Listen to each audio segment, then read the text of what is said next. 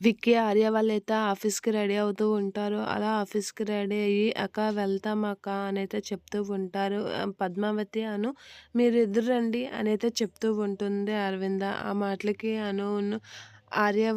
విక్కీ అయితే అరవింద్ కాళ్ళకి మొక్కుతూ ఉంటారు. "నీకన్నా ఆశీర్వాదం మాకు ఎవరిది అవసరం లేదక్క.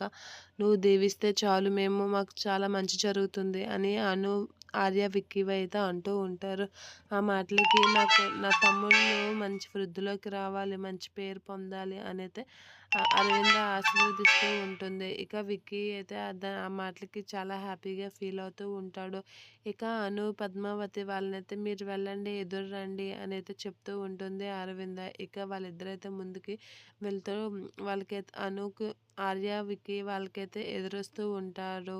ఇక వాళ్ళిద్దరూ అలా ఎదురొచ్చి వెళ్తూ ఉంటారు. ఇక పద్మావతి అయితే విక్కీకి జాగ్రత్త అనైతే చెప్తూ ఉంటుంది. విక్కీ కూడా సైగలకి నవ్వుతూ ఉంటాడు. అలా నవ్వుతూ వాళ్ళిద్దరైతే ఒకరినొకరు చూసుకుంటూ ఉంటారు. ఇక విక్కీ